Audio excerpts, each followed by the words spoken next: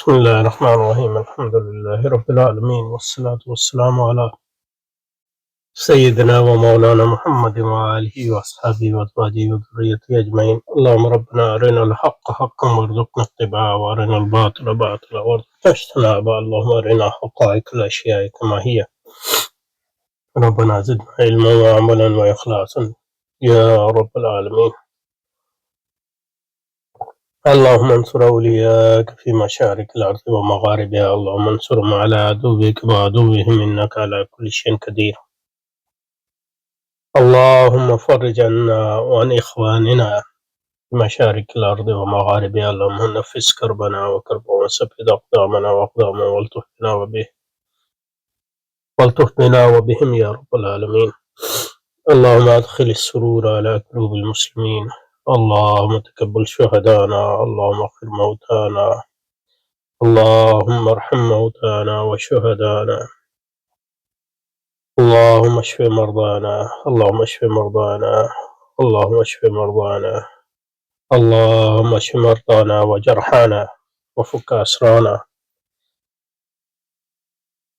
اللهم فك أسرانا. اللهم فك أسرانا. وسلم على سيدنا محمد وعلى آله وأصحابه وذريته أجمعين برحمتك يا أرحم الراحمين. اللهم إنا نتوسل إليك بشهداء غزة وبشهداء يمن وبشهداء لبنان أن تقبل دعانا وتحقق رجانا. وسلم على سيدنا محمد وعلى آله وأصحابه وأزواجه وذريته أجمعين. اللهم تقبل شهدانا. اللهم تقبل شهدانا في بندر عباس. اللهم تقبل شهدانا في بندر عباس. اللهم فرج مسلمين في بندر عباس. اللهم نفس كربنا وكربهم وثبت أقدامنا وأقدامهم والطف بنا وبهم يا أرحم الراحمين. وسلم على سيدنا مولانا محمد وآله وصحبه وأزواجه وذريته أجمعين برحمتك يا أرحم الراحمين. Okay, so Thomasius's moral philosophy accordingly informed by theological consideration in a way not shared by his works in theoretical philosophy. We need to read a bit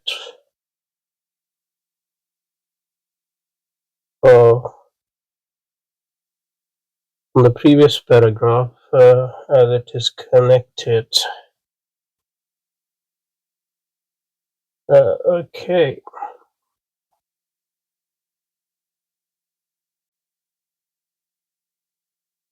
Thomasius's moral theory is the theory of the will.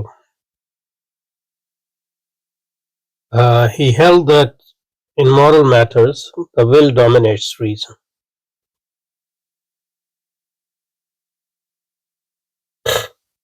The will dominates reason.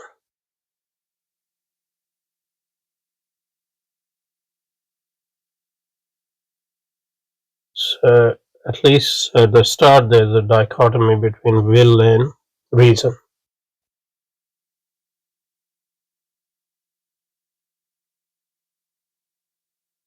While human beings have free choice, if not externally constrained, the will is not free.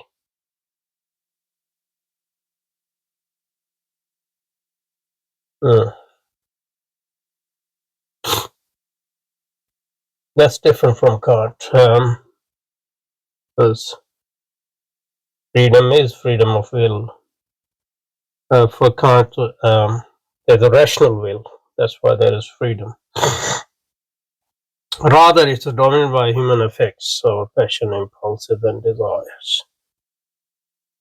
It's a bit odd because, you can say that desires are dominated by, okay. Like Hobbes, Thomasius believed that even though subject to such inner psychological constraint, the will still chooses with the aid of freedom. So there is the rational will. The will still chooses. It consciously wills. Okay. So then there is a rational will. And a conscious choice is precisely what is required for a good action to be considered moral. If there is a conscious choice, then there is a free will. In some sense, a good instinct or good inclination may make us good, maybe even be desirable, but by itself is not enough to make us moral, because probably morality needs consciousness and intention. As morality requires the conscious act of will, yeah, intention, among other things. The trouble with morality arises because the will is determined by, not just dominated by evil desires, in particular lust, ambition, and avarice. Although these are although there are no noble sentiments as well, which similarly influence the will. Then how can it be determined by? They are in conflict with the negative dispositions. The conflict can be brought to a positive conclusion by appeal to divine grace. The bit of probably, obviously, Protestantism, especially Calvinism's influence. Because obviously all these philosophers are Protestant philosophers, many of them anyway. Kant, Thomasius, and others. Protestant philosophers, Christian philosophers, in some sense, obviously. And Thomasius's application of the doctrine of moral is notable for its positive treatment of the mystical experience. What is this? In Protestantism, mystical experiences, at least in Luther, for example, your relation is a relation of self with self, other self, which is supposed to be a god. That's the basis of their whole religion, in a way, especially in Luther. Thomasius's moral philosophy is accordingly informed by. Okay, accordingly, I mean that refers to this divine grace, informed by theological consideration in a way it is not shared by his theoretical philosophy. While in the theoretical context he did believe in natural reason's capacity to overcome corruption. Now, by natural reason, what we mean, or what they mean, is a reason, unaided reason, or reason unaided by revelation. Overcome corruption in the practical context. By practical, we mean morality. But especially in Kant's philosophy and German philosophy in general, practical is anything connected with freedom and hence morality. So practical doesn't necessarily have the, at least not the primary connotation of being application. He held that an evil will is at the root of our corruption.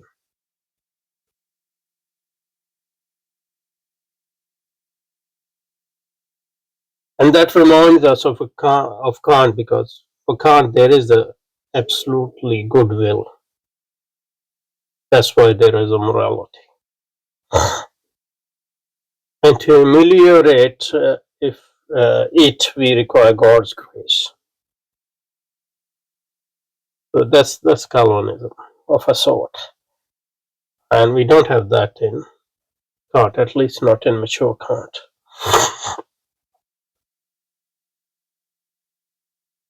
Because for mature Kant, human being is, in a way, God or co-God, or a member of the community of gods.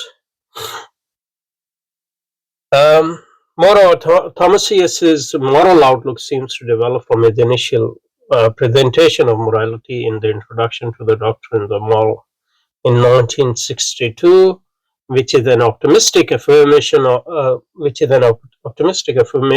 the viability of a moral position he identified as one involving rational love. Liebe. Sorry, Fjorun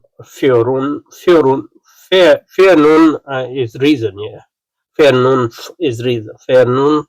Vernunftische Liebe. As the only means to a happy, courteous, and cheerful life, rational love. What was rational love of God, I guess. To a more pessimistic position in application of Nand, where he contends that human self-interest and an evil will constitute significant obstacles to moral improvement. They are only likely due to his pietist conversion during this period. Okay.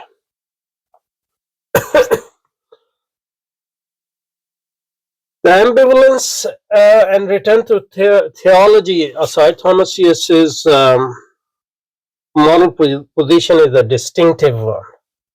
Okay, what is distinctive in that? The theory of rational love is based on fundamental equality of human beings as well as on their ability to think and choose independently of authority.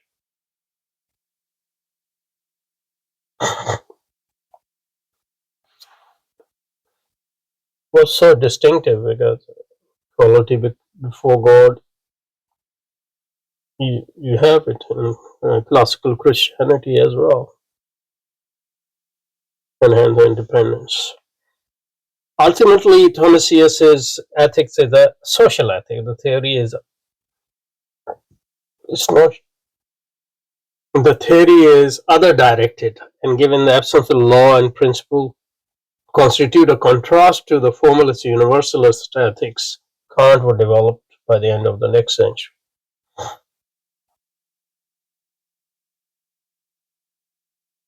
At the same time, the lack of any way of making this theory applicable in contexts given not by similar but instead by conflicting interests makes something like a formalist ethics an inevitability. By the end of his introduction to moral theory, Thomasius recognizes that rational love will function only in a relatively harmonious context. In other contexts, however, particularly those characterized by unequal power position, justice may well be required.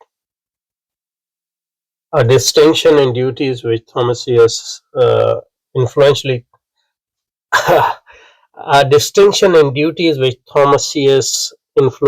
characterizes in terms of internal and external obligations. Which book of Schneeven is this? Probably his selections. Schneeven, The Invention of Autonomy. Yeah, this book is a good book, worth reading, on Kant especially. And Schneeven,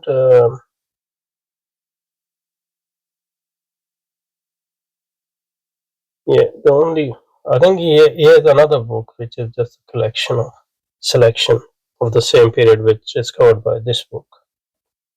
That's also helpful. Okay, we'll stop here inshallah and we'll continue from Subhanakallah wa bihamdika nashhadu an la ilaha illa nashhadu an la ilaha illallah wahdahu la sharika lahu wa ashhadu anna Muhammadan abduhu wa rasuluh. سبحانك اللهم وبحمدك سبحان الله وبحمده سبحان الله العظيم صلى وسلم على سيدنا مولانا محمد وعلى آل سيدنا مولانا محمد وبارك وسلم سبحان ربك رب العزة عما يصفون وسلام على المرسلين والحمد لله رب العالمين برحمتك يا أرحم الراحمين آمين آمين يا رب